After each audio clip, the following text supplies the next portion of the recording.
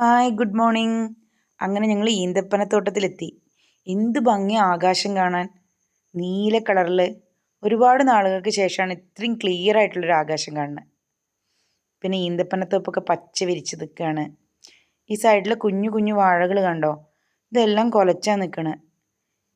ഇത്രയും കുഞ്ഞ് വാഴ കുലച്ച് നിൽക്കണത് നമ്മൾ കണ്ടിട്ടുണ്ടോ? ഞാൻ ആദ്യമായിട്ടാട്ടോ കാണുന്നത്.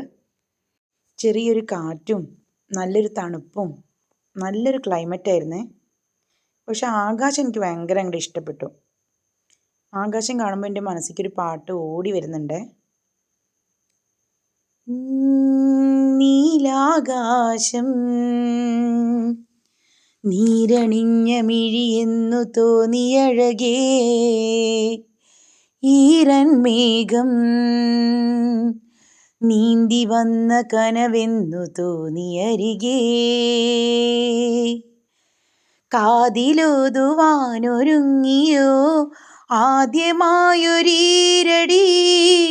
കേട്ടു കേട്ടു ഞാനിരുന്നുവോ ആവിലോല പല്ലവി, ഭൂമിയും മാനവും പൂ കൊണ്ടു മൂടിയോ നീലാകാശം,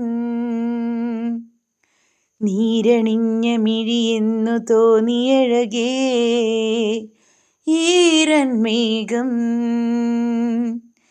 നീന്തി വന്ന കനവെന്നു തോന്നിയരികേ. ഇത് കണ്ടോ? ഇതാണ് ഫലജ്. ഇവരിങ്ങനെയാണ് കൃഷിയിടങ്ങളിലേക്ക് വെള്ളം എത്തിക്കുന്നത്. ഇപ്പം സീസൺ അല്ല കേട്ടോ, നല്ല ചൂടുകാലത്താണ് ഈത്തപ്പഴങ്ങൾ ഉണ്ടാവുക. തണുപ്പാണ്, അതുകൊണ്ട് കായകളൊന്നുമില്ല. അപ്പം ഈ സമയത്ത് അവർ വളമൊക്കെ ഇട്ട് സെറ്റാക്കി വെക്കും.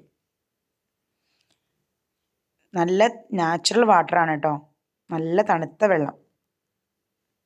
ഓക്കേ, കൂടുതൽ വിശേഷങ്ങളുമായിട്ട് പിന്നീട് കാണാം.